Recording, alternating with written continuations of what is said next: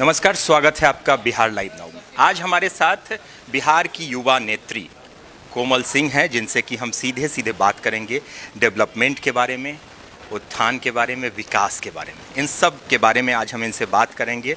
बहुत ही एक्टिव रहती हैं और बहुत ही जुझारू रूप से आज कार्य कर रही हैं, ख़ास तौर पर मुजफ्फरपुर वैशाली लोकसभा क्षेत्रों के लिए। तो क्या कहेंगी, किन मुद्दों पर अभी आगे काम हो रहा है? देखिए, सबसे ज़्यादा हम लोग अभी जो फोकस करके काम कर रहे हैं रोज़गार के ऊपर कर रहे हैं, क्योंकि चूँकि आप जानते हैं कि मेरी माताजी वैशाली की लोकसभा सांसद है, पिताजी भी विधान परिषद हैं, तो मुझे मौका मिलता है कि मैं लोगों से मिल सकूं। मैं खुद भी गायघाट से चुनाव लड़ी थी, तो मैं लोगों से मिलती रहती हूं, उनके बीच बैठती हूं, उनकी समस्याओं को सुनती हूं। तो आजकल मुझे जो महसूस होता है, जो लोगों से सुनने को मिलता है कि युवाओं को रोज़गार की सबसे ज़्यादा समस्या है।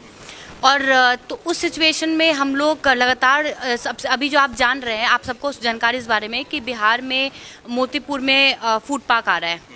और यही नहीं, बिहार गवर्नमेंट की तरफ से भी इथेनॉल पॉलिसी को बहुत प्रमोट किया गया, इथेनॉल बनने जा रहा है। तो हम लोग लगातार, मेरी माताजी हमारे जो मंत्री जी हैं शहनवाज हुसैन जी, उनसे लगातार टच में थी, उनसे लगातार बात करती थी इस बारे में। तो आज ये मोतीपुर में खुलने जा रहा है। इतना ही नहीं, मेरी माताजी जब चुनाव जीती थी ना, तो 2 साल से उनका एक ही चीज़ पे अड़ी हुई थी कि रोज़गार के लिए कुछ करना है, रोज़गार के लिए कुछ करना है। चीनी मिल के लोगों ने बहुत बातें उठाई थी कि चीनी मिल खुलवाइए। उन्होंने कई बार लोकसभा में चीनी मिल के लिए आवाज़ उठाया है।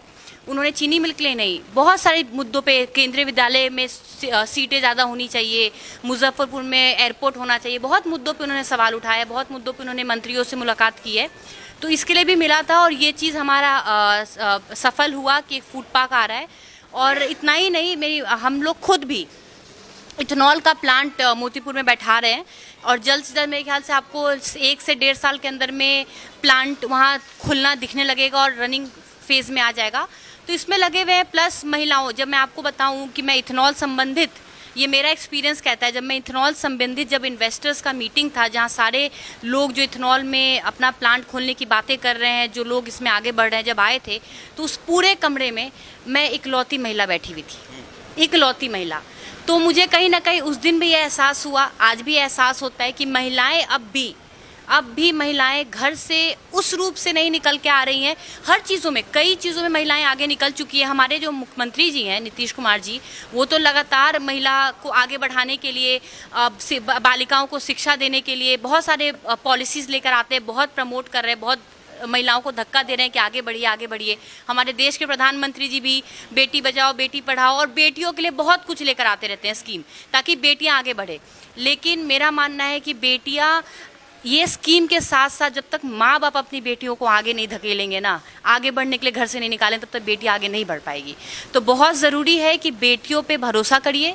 जब सरकार उनको शिक्षा देने की बात करती है तो उसका लाभ उठाइए, उनको शिक्षा दीजिए, उनको कम से कम अपने पैर पे खड़ा एक बार कर दीजिए, कमाने लायक बना दीजिए। उसके बाद आप उससे बड़ी खुशी नहीं अपने बच्चे के लिए दे सकते हैं। लोगों का ये सोच होता है कि बेटियां का अगर अच्छे घर में शादी कर देंगी, मेरी बेटी ज़िंदगी भर खुश रहेगी। मेरा मानना है उसको पैर पे खड़े कर दीजिए, उस दिन आप गारंटी उसकी खुशी का दे सकते हैं। सबसे बड़ी गारंटी उनकी खुशी का होता है कि वो अपने पैर पे खड़े हो जाए। तो महिलाओं को आगे बढ़ने के लिए हम लोग कई चीज़ें, मेरी माताजी क्योंकि खुद महिला है, मैं खुद महिला हूँ, तो हम लोग लगातार बहुत गाँव में जाके महिलाओं से मिलते हैं, बात करते हैं, उनको प्रोत्साहन करते हैं, उनको चीज़ों के बारे में उजागर ज्ञान देते हैं कि ये चीज़ सरकार कर रही है, आप इसका लाभ उठाइए, आगे बढ़िए। तो देखिए, उम्मीद है कि बहुत महिलाएं इस चीज़ को समझती हैं, बहुत निकलना शुरू कर दी हैं। जल्द से जल्द महिलाएं और तरक्की और की बढ़ती, महिला सशक्तिकरण पे हम काम कर रहे हैं। और युवा, तो मैं खुद एक युवा हूँ, तो युवा के साथ तो सबसे ज़्यादा रिलेट करती हूँ अपने आप को। ऐसा लगता है कि उनका दर्द, उनका दुख मैं 100% समझ सकती हूँ। तो युवाओं के साथ भी मेरे को जुड़ के काम करना बहुत पसंद आता है। और उनके रोज़गार का समस्या, तो चाहे उसके लिए खुद फैक्ट्री को ना बैठाना हो, उनके रोज़गार का समस्या समाधान करने के लिए तत्पर हूँ। चलिए, तो जो वादा हुआ था सरकार की तरफ से 19 लाख रोज़गार के लिए, तो कहीं ना कहीं जैसा कोमल सिंह कह रही हैं कि रोज़गार के लिए, जो कि शुरू से इनका एजेंडा भी था आपके विधानसभा। बिल्कुल बिल्कुल, मेरे विधानसभा में भी चुनाव के समय एजेंडा था ये। याद है मुझे। और रोज़गार के लिए ख़ास तौर पर कि युवा भटके नहीं, ये 2 मुद्दे, और इस पर हम आपसे, क्योंकि आप युवा हैं, महिला हैं, 2 मुद्दे, मुजफ्फरपुर का जल जमाव और मुजफ्फरपुर का एयरपोर्ट, हालांकि एयरपोर्ट के लिए आपकी माता श्री ने, वैशाली सांसद वीणा देवी जी ने मिला भी है ज्योतिरादित्य सिंधिया जी से। तो जल जमाव पर थोड़ा सा फोकस करें और फिर एयरपोर्ट। जी बिल्कुल, ये जो समस्या है जल जमाव का, ये देखने को मिल रहा है। और खैर मुजफ्फरपुर में नहीं, मेरी खुद की विधानसभा में भी बाढ़ आ जाता है, वैशाली में भी बाढ़ आ जाता है। ये बाढ़ की बहुत बड़ी समस्या है जो हर साल लोग फेस करते हैं। तो इसके लिए भी लगातार मतलब मैं भी कई बार माता जी जब जाके मंत्रियों से मिलती है, हम भी जाते हैं, मैं भी बातें रखती हूँ उनके सामने, माता जी हमेशा रखती हैं बातें। तो इसके लिए भी हम चाहते हैं कि कोई ऐसा समाधान निकल कर आए कि ये एक बार बाढ़ की समस्या का हम समाधान कर सके। मुजफ्फरपुर में भी ये हम खुद एक्सपीरियंस करते हैं। मैं भी तो एक आम जनता हूँ, मैं खुद एक्सपीरियंस करती हूँ ये जल जमाव। तो देखिए, इसके लिए लगातार बातें निरंतर हो रही है, निरंतर इस पे बातें हो रही है। अभी अब जल्द ही जल्द एनडीए की सरकार है, सरकार से उम्मीद करते हैं और पूरा पूर्ण विश्वास रखते हैं हमारे देश के प्रधानमंत्री पे, हमारे मुख्यमंत्री जी पे, हमारे राष्ट्रीय अध्यक्ष पशुपति पारस जी हैं, अब मेरी माता जी भी हैं तो और पिताजी भी हैं। तो मुझे ऐसा लगता है कि इतने सारे लोगों के सामने अगर आवाज़ हम उठाते हैं तो हमारी आवाज़ ज़रूर पहुंचेगी और इन सब समस्याओं का समाधान होगा। एयरपोर्ट के लिए तो माता जी ने कर दिया, आगे अब बात हो रही है। आपको भी फेस करना होता होगा क्योंकि बाहर भीतर जाना है, आदमी ट्रेन से बस से नहीं जा पाता। तो इसकी कितनी एयरपोर्ट की संभावना है? क्योंकि जब 2019 में चुनाव था तो हमारे देश के प्रधानमंत्री नरेंद्र मोदी जी स्वयं आए थे और उन्होंने मन से बोला भी था कि मुजफ्फरपुर को मैं एयरपोर्ट दूंगा। तो इसीलिए मेरी माताजी लगातार मिलती हैं तो उनको यही बोलती हैं कि उन्होंने वादा किया था, इस वादे को पूरा करना है। जनता मुझे बोलती है कि आप वादा पूरा कीजिए। उम्मीद मुझे पूरा है ज़मीन का, क्योंकि जब माताजी मिली थी उसके 3 दिन बाद घर हमारी चिट्ठी आया था, तो ज़मीन की डिमांड मेंशन था कि ज़मीन की ज़रूरत है बिहार में ऐसे ऐसे। तो उसके संबंधित अब माताजी हमारे मुख्यमंत्री जी से भी मिलेंगी और उनसे भी अनुरोध करेंगी, आग्रह करेंगी। और मुझे लगता है कि हमारे विकास पुरुष हैं मुख्यमंत्री जी, और मुझे लगता है कि विकास का जब मुद्दा होगा तो पूर्ण 100% सहयोग करेंगे, उसमें कोई कमी नहीं छोड़ेंगे वो। चलिए, चलते चलते कोमल सिंह अपने उम्र की लड़कियों को, महिलाओं को क्या संदेश देना चाहेंगी? यही बोलना चाहूँगी कि शिक्षा पे बहुत ध्यान दो, पढ़ाई लिखाई करो। लड़कियों का काम घर संभालना सिर्फ नहीं होता है, उनका काम होता है देश संभालना भी, अपना राज संभालना भी उनका काम होता है, उनकी जिम्मेदारी होती है। जितना जिम्मेदारी भाइयों की होती है उतनी बहनों की भी होती है। तो मेहनत कीजिए, पढ़िए और लक्ष्य रखिए, जीवन में गोल रखिए कि कुछ आगे बढ़कर हमें ऐसा कुछ हम कर सकें कि हम अपने देश के उत्थान में अपना सहयोग ज़रूर दे सकें। चलिए, ये थी कोमल सिंह जिनसे कि हम बात कर रहे थे। गायघाट विधानसभा सीट से चुनाव भी लड़ चुकी हैं, जन समर्थन भी प्राप्त हुआ है और क्या सोच है आगे। हालांकि भविष्य की राजनीति में इनका नाम आ रहा है, उसमें इनसे बात करना बहुत ज़्यादा ज़रूरी है और कहीं ना कहीं विकास के लिए, रोज़गार के लिए और महिला सशक्तिकरण, शिक्षा के लिए आगे काम करने की योजनाबद्ध तरीके से कार्य भी कर रही हैं। तो बने रहें ताज़ा तरीन खबरों के लिए बिहार लाइव नाउ के साथ। तब तक मुकेश चौरसिया को कैमरामैन संजय के साथ दीजिए इजाज़त। नमस्कार।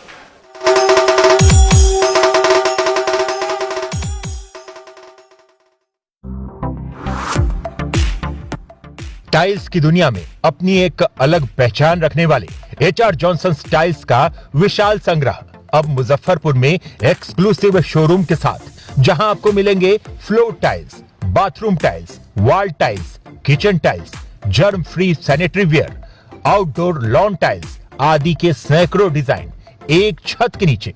अगर आप बेस्ट क्वालिटी के साथ मनपसंद डिजाइन चाहते हैं तो एक बार जरूर आएं।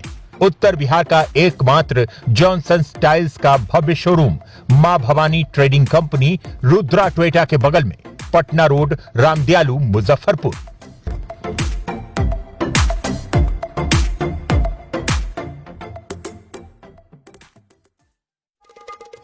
रत्न कुटीर, ग्रह रत्न और उप रत्नों का अपार संग्रह। अब रत्नों को खरीदने के लिए आपको इधर उधर भटकने की जरूरत नहीं है।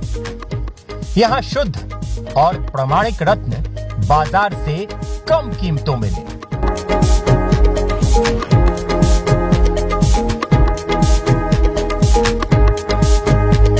यहाँ पुखराज, नीलम, सर्वश्रेष्ठ पन्ना, माणिक, ओपल, मूंगा, मोती, टोपाज, फिरोजा आदि सभी रत्न और उपरत्न होलसेल रेट में मिलेगा, वो भी शुद्धता की 100% गारंटी के साथ।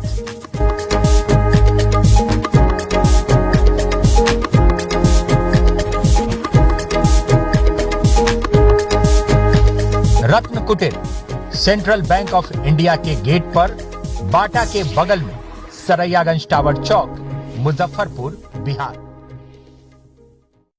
आखिर बिहार के पंचायत चुनाव का क्यों है इतना महत्व?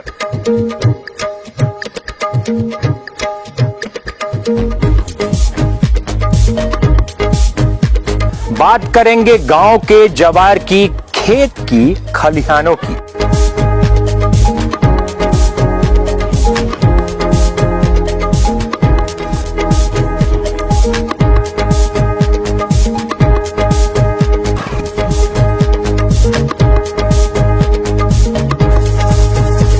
तो हम आ रहे हैं आपके गांव, आपके पंचायत, लेने विकास का हिसाब किताब। पंचायत की बात ग्रामीणों के साथ। बिहार लाइव नाउ पर स्पेशल कार्यक्रम।